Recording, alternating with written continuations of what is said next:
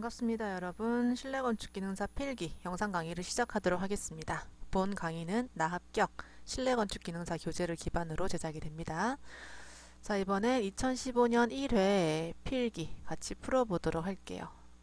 첫 번째, 다음 설명에 맞는 상점의 진열 및 판매대 배치 유형은 판매대가 입구에서 내부 방향으로 직선 형태로, 판매대가 이렇게 그냥 일반적으로 보는 직선 형태, 이렇게 해서 입구로 들어가는 방식. 통로가 직선적이어서 고객의 흐름이 빠르다. 그냥 문제의 답이 있는 형태입니다. 자, 두 번째, 양식주택과 비교한 한식주택의 특징으로 옳지 않은 것은? 이라고 물어봤어요.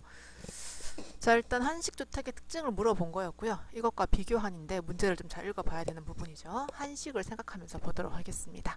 공간의 융통성이 높은 편입니다. 우리 한식주택 같은 경우에는 집에 이렇게 있고 이런 침대는 따로 없고요. 이런 접었다 폈다 하는 보로라고 하나요? 이렇게 팔 걸치는 부분 있고 그 앞에 앉은뱅이 책상 있죠. 그래서 일반적으로 여기서 집무도 보고 잠도 자고 또 이렇게 식사가 들어오면은 식사도 할 수 있는 융통성이 높은 공간입니다.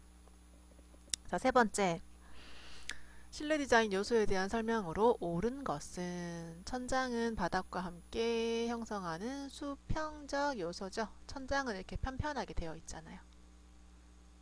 아이고, 내가 지금 뭘 그리는 거죠? 여기 사람이 이렇게 있고, 천장은 수평적 요소, 그리고 바닥은 다른 요소들에 비해 시대와 양식에 의한 변화가 현저할 수 없다고 했어요.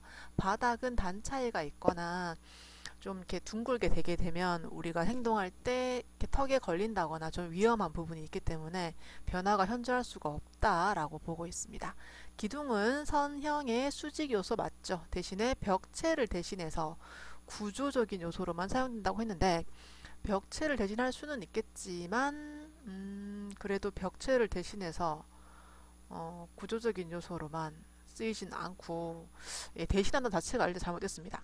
할 수도 있겠지만 일단 아니다라고 보시고, 기둥은 말 그대로 그냥 보호를 받치는 거지 벽체처럼 뭔가 공간을 차단하고 분할하고 그런 역할은 좀 부족하다라고 보고 있어요. 마지막, 벽은 공간을 에워싸는 수직적 요소 맞죠? 벽은 이렇게 세워져 있는 형태고요. 수평 방향을 차단하여 공간을 형성하는 기능을 갖습니다. 자, 4번은 맞습니다. 자, 네 번째, 어느 실내 공간을 실제 크기보다 넓어 보이게 하는 방법으로 옳지 않은 것은? 이라고 했어요. 일단 창이나 문이 좀 크면은 공간이 좀 넓어 보이게 되고, 벽지는 무늬가 컸을 때 같은 벽이라도 무늬가 큼직하면 공간이 좀 좁아 보일 수 있고요. 좀 짜잘하게 이렇게 들어가면은 공간이 좀 넓어 보일 수 있습니다. 여기서는 무늬가 큰 것은? 이라고 했고 작은 것이 유리하다라고 보고 있습니다. 자, 5번, 창문을 통해 입사되는 광량, 빛의 양이라고 볼 수 있겠죠? 빛의 양을 조절하는 일광 조절 장치에 속하지 않는 것은? 입니다. 픽처 윈도우는 붙박이 창이나 창문을 통해 이 바깥 풍경이 마치 한 폭의 그림처럼 보이는 효과입니다. 비스타적인 효과라고 보고요. 일광을 조절하는 것이 아니라 이렇게 보이는 효과라고 보시면 됩니다.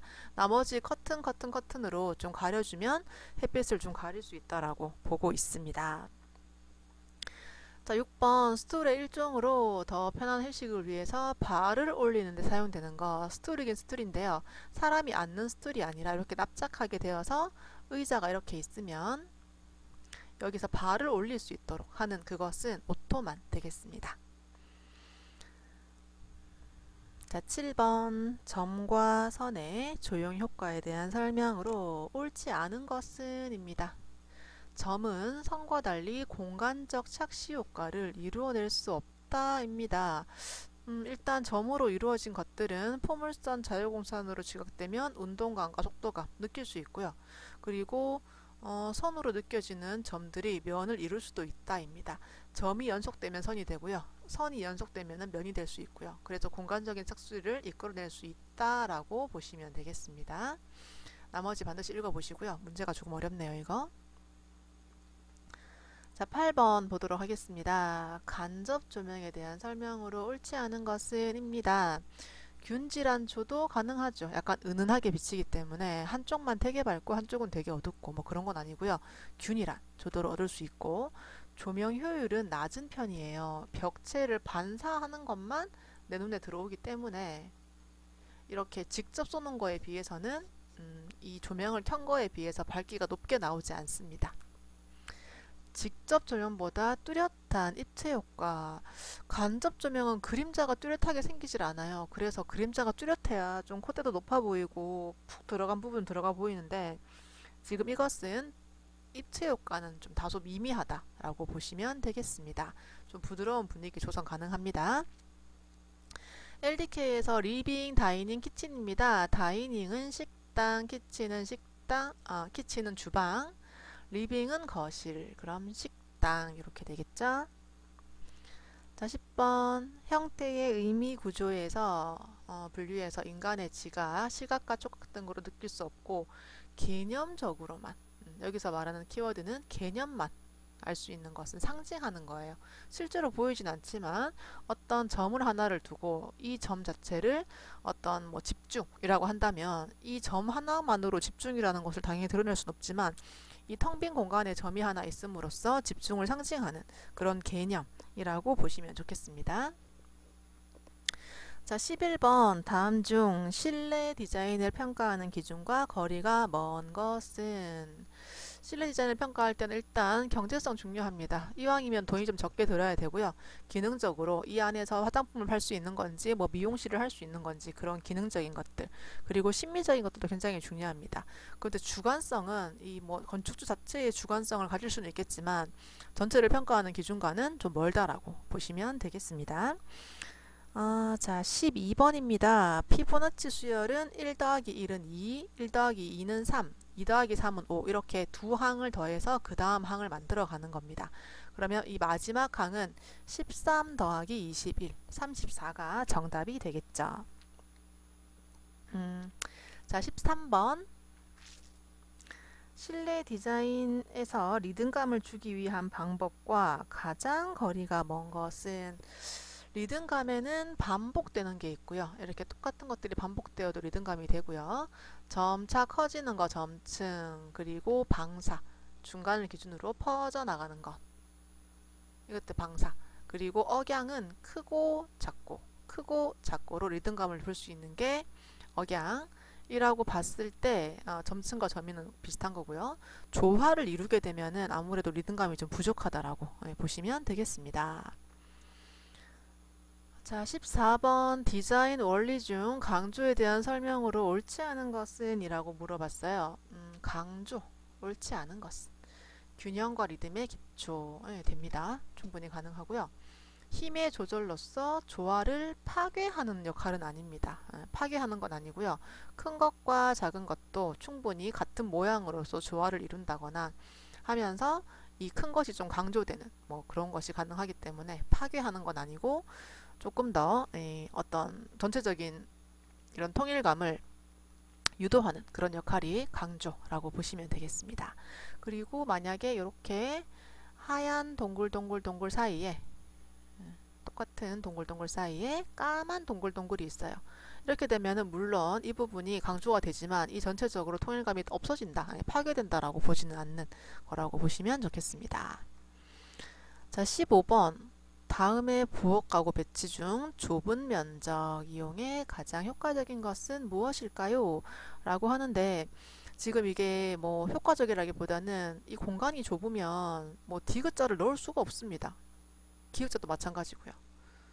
그래서 이렇게 놓게 되면 사람이 들어갔을 때 공간이 전혀 안 나오기 때문에 워낙에 좁아서 이럴 때는 그냥 어쩔 수 없이 일자로 두는 거예요. 그리고 여기서 작업하고 그러면 일자형이 소규모 부엌에서는 주로 좀 편리하다라고 보시면 좋겠습니다. 16번은 측장 채광에 대해서 옳지 않은 것은 이라고 했어요. 일단 천창과 측장을 비교를 했을 때 바람은 주로 옆으로 불기 때문에 양쪽에 측창을 두면은 통풍에 좀 유리하고요. 천장에 뜨거운 빛이 들어오는데 여기다가 단열재를 넣어서 차열에도 좀 유리하다입니다. 그리고 시공이 천창보다는 유리하고요. 천창에 이렇게 되게 되면은 비가 왔을 때 혹시나 빗물이 좀 칠 수도 있는 부분인데, 측창은 빗물을 막기에 좀 유리하다입니다. 그리고 투명 부분을 설치하면 시각적으로 이렇게 좀 쳐다봤을 때 해방감이 좀 큰 것이 측창입니다.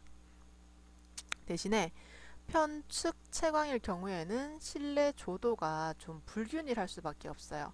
이쪽에는 만약에 창이 없고 여기만 창이 있으면 일정 시간대에 들어오는 빛만 볼 수 있고 나머지는 어두울 수도 있다라고 보시고요. 천창이 되면은 그것보다 더 깊이 공간으로 빛이 들어오는 좀 장점이 있습니다. 균일하지 않다입니다. 자, 17번 기온, 습도, 기류의 3요소에 의해 실내 온열 감각의 기준이 되는 척도가 되는 것은 유효 온도입니다. 실감 온도라고도 하고 감각 온도라고도 하고, 온도만으로 가는 건 아니고 이 습기와 바람이 부는 것에 따라서 실제 유효 온도를 정하고 있습니다. 자, 3요소의 조합이었고요. 만약에 4요소라고 한다면 여기에 복사열이 포함이 됩니다.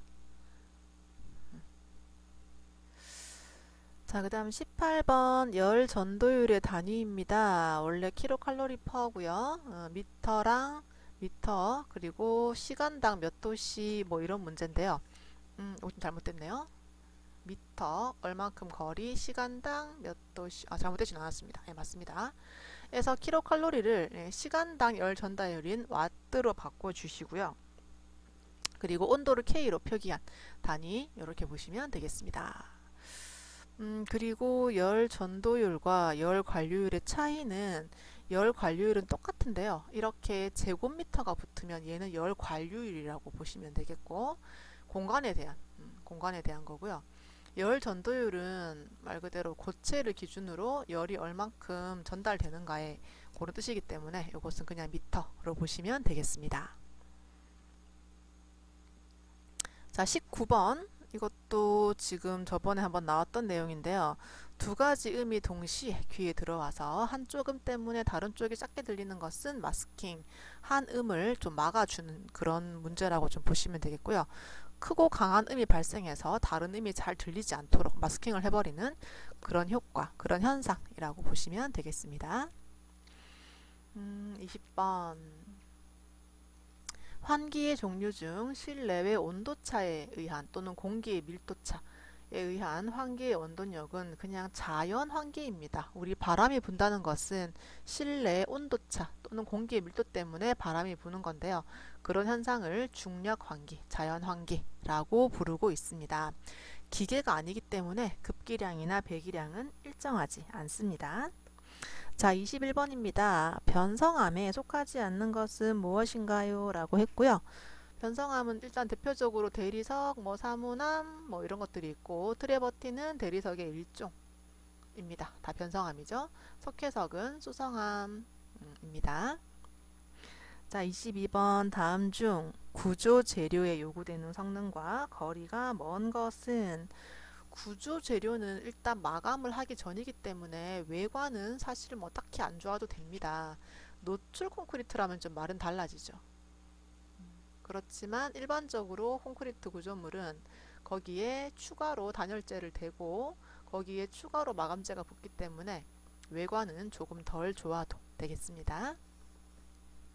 자, 23번입니다. 콘크리트 바탕에 일단 유성 안 돼요. 유성은 알칼리성이 약해서 핀홀 현상처럼 구멍이 이렇게 들고 일어나는 그런 현상이 일어나기 때문에 유성이 붙으면 일단은 힘들구나 라고 좀 생각해 주시면 되겠습니다. 자, 24번 석재의 일반적인 성질로 옳지 않은 것은 입니다. 석재라는 것은 콘크리트랑 좀 성질이 비슷하죠. 콘크리트는 압축 강도가 인장 강도에 비해 매우 큰 특징이 있습니다. 반대로 이야기를 했죠. 자, 25번 다음 중 도막 방수제 또는 실링제라는 것은 이렇게 유리 같은 게 붙었을 때 여기 코킹을 해서 메워주는 그런 게 실링이라고 보시면 되겠습니다. 그리고 도막 방수제로 제일 많이 쓰이는 게 우레탄 방수라는 걸 많이 써요. 우리 그 옥상에 보면은 녹색으로 많이 칠했었는데 요즘은 색상이 굉장히 다양해진 그런 거고요. 예, 바르거나 뿜칠을 하는 과정을 반복해서 방수층을 형성하는 도막 방수제. 우레탄 방수 또는 에폭시도 가능한데 가능한 게 아니라 에폭시도 많이 쓰는데 지금 현재 나온 문제에서는 우레탄이 좀 많이 쓰고 있는 상황입니다. 나머지는 왜 안 되냐면 전부 열 가소성 수지예요. 얘가 열 경화성이 아니라는 거죠. 우리 아크릴 열 받으면 녹아버리죠. 그리고 스티로폼 녹아버리죠. 그리고 아크릴 열로 자른다고 했어요. 나머지는 전부 다 열 가소성이고 우레탄만 열 경화성 수지였습니다. 자, 26번 목재의 강도에 대한 설명 중 옳은 것은 일반적으로 변재가 심재보다 강도가 크다. 안쪽에 새까만 것이 심재고요. 바깥쪽에 금방 자란 게 변재인데 이 변재가 좀 약하고 강도가 좀 약하고 물을 많이 머금고 있습니다. 그리고 일반적으로 강도는 비중의 반비례 아니고 비례합니다. 좀 밀실할수록 더 단단한 그런 강도를 가지고 있다라고 보시면 되겠습니다. 목재의 강도는 힘을 가하는 방향에 따라 힘을 이렇게 가하느냐 이렇게 가하느냐에 따라서 우리 도끼 한번 생각해 볼게요. 도끼. 우리 목재가 이렇게 있으면 도끼를 위로 땅 치면은 쩍 갈라지는 상황이 되는데 옆으로는 아무리 쳐도 갈라지지 않아요. 그래서 옆으로는 톱으로 좀 켜야 되겠죠? 잘라내야 되겠죠? 그래서 힘을 가하는 방향에 따라서는 다르다라고 보시면 되겠습니다. 제가 말을 잘못했네요. 이쪽이 켜는 거고요. 이쪽이 자르는 거고요. 자, 27번 굳지 않은 콘크리트의 워커빌리티 측정할 때 워커빌리티 하면 딱 나오는 것이 물론 슬럼프 테스트이기는 해요. 그런데 여기서 지금 문제가 조금 어려웠던 게 속하지 않는 것은 뭘까요? 라고 했습니다. 나머지 쭉 읽어보시고요. 비카트 시험이라는 것은 응결 시간, 얼마 시간 만에, 몇 분 만에 또는 몇 시간 만에 얘가 굳어지는가, 경화되는가 이런 것들을 보는 거라서 27번에는 3번이었습니다. 조금 어려운 시험이었고요. 이거 문제 끝까지 안 읽어보시면 대부분 2번 찍으실 수밖에 없는 상황인데 끝까지 속하지 않는 것은인 거 읽어보시기 바랍니다. 자, 28번 건축 재료의 사용 목적에 따른 분류에 속하지 않는 것은입니다. 목적이라는 것은 구조체를 이루는가, 마감재인가, 또는 열과 또 소리를 차단하는 것인가 인데요. 유기재료는 유기화합 물로 이루어져야 됩니다. 쉽게 말하면 좀 숨을 쉬는 것, 양 또는 요거 목화 또는 나무 같이 광합성 하는 거 그리고 그걸로 만들어진 플라스틱, 합성 섬유, 합성 고무 등 이것들도 유기재료로 보고 있습니다. 이것은 목적이 아니라 어떻게 생성되었는가의 문제입니다. 자, 29번 수화열이 낮아요. 대표적인 게 중용열이죠. 메스 콘크리트 덩어리가 큰 구조물에 사용되는 거 금이 안 가도록 하는 거고요. 중용열 시멘트입니다. 30번 이 문제 되게 많이 나오죠. 천연 아스팔트 아닌 것은 아스팔트 타이트, 로크 아스팔트, 레이크 아스팔트 얘들은 한 세트처럼 좀 봐주시고요.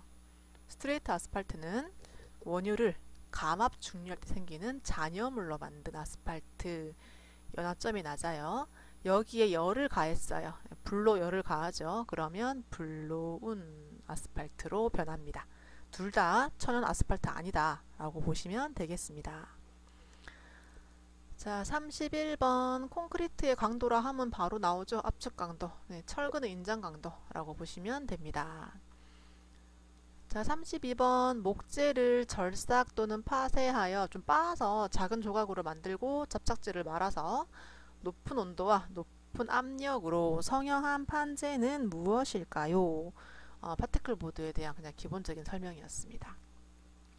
합판은 얇게 켜서 이렇게 직교되게 붙이는 거고요. 섬유판 같은 경우에는 갈아서 MDF가 여기에 속해요. 그래서 얘는 톱밥 같은 걸로 만들어서 빻은 게 아니라 완전히 갈아서 본드로 말아서 판재를 만드는 거.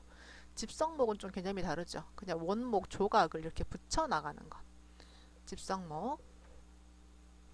33번 콘크리트 혼화재 중 작업 성능이나 동결 융해 저항 성능의 향상을 목적으로 되는 것 AE제입니다. 물론 기포제도 맞는데 AE제는 공기를 연행하는 그런 개념이고요. 네, 그리고 단위 수량의 양도 좀 줄일 수 있고요. 뭐 그런 역할. 이거 두 개 좀 헷갈릴 수 있는데 그 에이제 요거 위주로 좀 봐주시고요. 음, 자, 지금 기포제와 에이제가 조금 차이가 좀 모호하긴 한데요. 에이제는 여기서 분산시키는 역할까지 좀 가져가는 걸로 합시다. 기포제는 우리 비누 거품처럼 거품을 뽀글뽀글뽀글 만들어주는 건 하는데 그것보단 에이제가 조금 더 분산시키는 역할이 더 강하다. 그리고 잔골재 주위를 이렇게 감싸주는 역할까지 한다라고 좀 봤을 때 에이제가 좀 더 맞는 것 같은 생각이 듭니다. 자, 34번입니다. 한국공업산업표준에 따른 점토 벽돌 중 미장 벽돌에 관한 용어의 정의입니다. 괄호 안에 알맞은 것은입니다. 지금 이 문제가 꽤나 나왔었어요. 그래서 요거를 용어 그대로 한번 검색을 해보니까 미장 벽돌이라는 것은 점토 등을 주 원료로 하여 소성한 벽돌이고요. 일반형이 있고 유공형이 있습니다. 구멍이 있는 형태라고 보시면 되겠죠. 구멍이 있는 형태는 벽돌은 하중 지지면의 유효 단면적이 전체 단면적의 50% 이상 되도록 하는 겁니다. 구멍이 뚫린 부분 그리고 막힌 부분이 있을 건데 그 뚫린 부분을 제외한 막힌 부분이 50% 이상 되어야 유공형이라고 보고 있다 라고 보고 있네요. 자, 이 문제 그대로 같은 문제로 많이 나오니까 50% 반드시 외워두시고 유공형 이 명칭도 좀 외워두시기 바랍니다. 자, 35번 소다석회 유리는 한 세트로 좀 봐주시기 바랍니다. 고온에 용융하기 쉽고요. 건축물의 창유리로 많이 사용됩니다. 그리고 산에는 강하고 알칼리엔 약하다. 굉장히 특징적이죠. 건축물의 창유리로 주로 사용되는데 여기서는 사용할 수 없다라고 나왔습니다. 이 중에서 한 가지를 좀 바꿔서 문제에 많이 나오니까 이 특징들 반드시 알아두시기 바랍니다. 자, 36번입니다. 구리에 주석을 주체로 했어요. 그래서 주석이 있고 아연이 있거든요. 주석 같은 경우에는 모자 씌워서 청동이라고 봐주시면 되고 아연은 또 모자 씌워서 황동이라고 보시면 됩니다. 여기서 말하고 싶은 것은 청동, 구리 플러스 주석입니다. 자, 37번입니다. 콘크리트가 타설된 후 비교적 가벼운 물이나 미세한 물질 등이 상승되고 골재는 가라앉는 것. 그것은 블리딩 되고요. 이것도 자세히 안 읽어보면 떠오르는 물질이 뭐냐라고 하면 레이턴스가 되거든요. 문제를 끝까지 읽어볼 수 있도록 하겠습니다. 자, 38번. 우리 플라스틱 건설 재료 되게 많이 쓰고 있습니다. 옳지 않은 것은입니다. 일단 답으로 보시면 강성이 좀 큰 편이기는 합니다. 그리고 탄성 개수가 강제의 2배? 이렇다는 것은 탄력이 있다는 거잖아요. 근데 구조 재료가 무슨 스프링도 아니고 탄력이 있을 필요는 별로 없어요. 그래서 구조 재료로는 별로 적합하지 않다라고 보고 있습니다. 자, 39번입니다. 혼합한 미장 재료에 아주 반중용 물을 섞지 않았어요. 마른 상태로 그냥 비비기만 한 거예요. 건비빔입니다. 거기다가 물을 섞으면 물비빔 될 것이고요. 한 번 발랐어요. 초벌이에요. 2번 발랐어요. 재벌이에요. 이렇게 보시면 되겠습니다.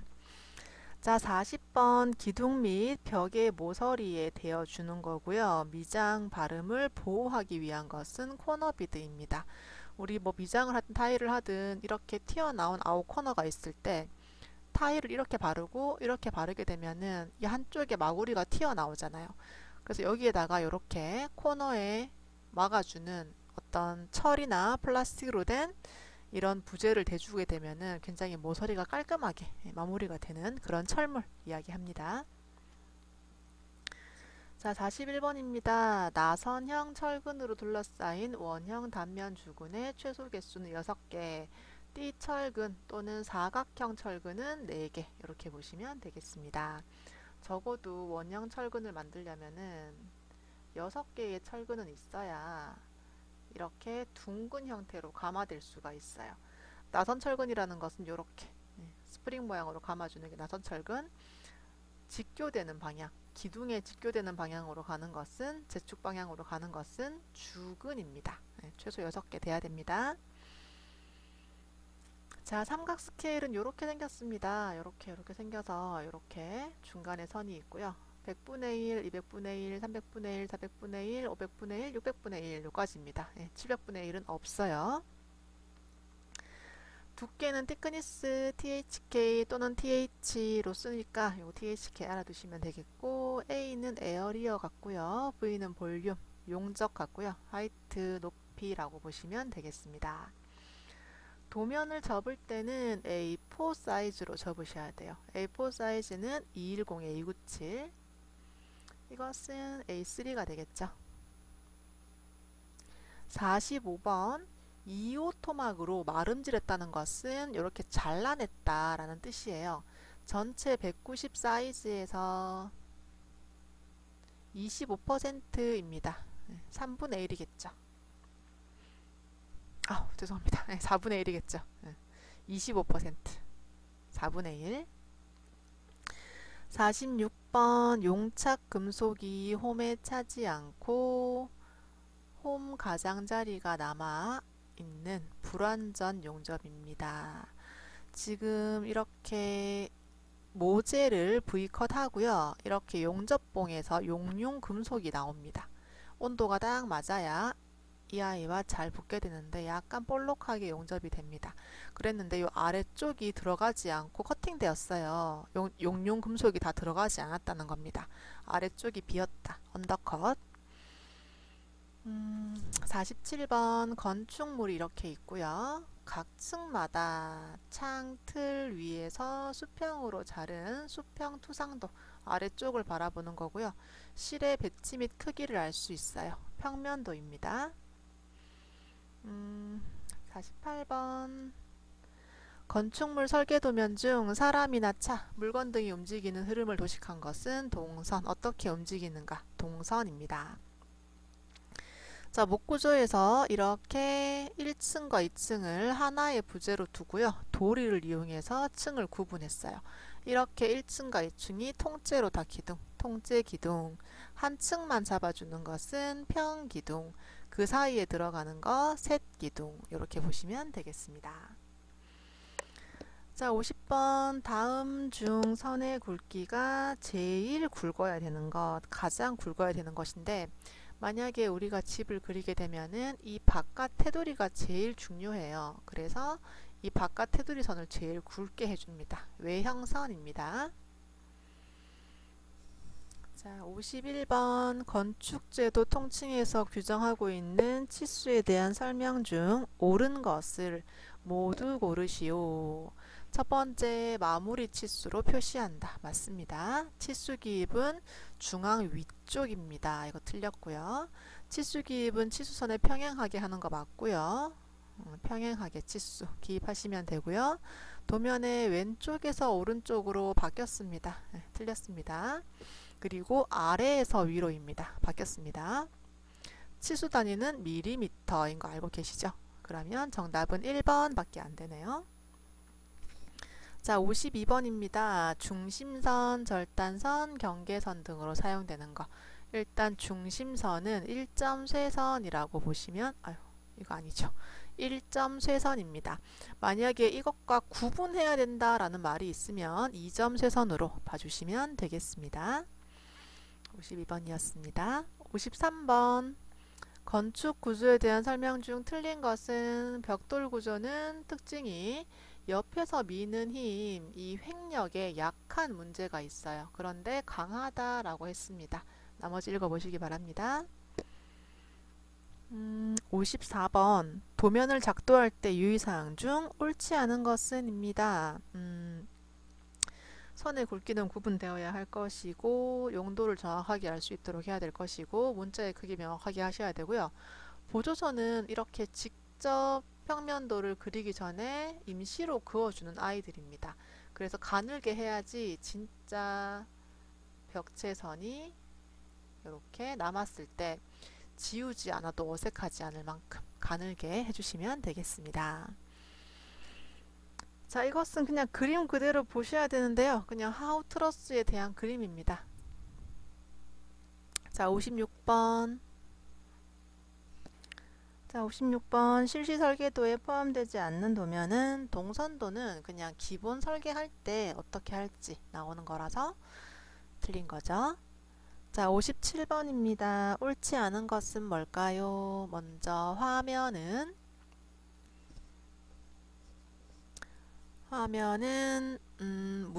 문체가 아니라 물체 요거죠. 물체와 시선 사이에 이렇게 있고요.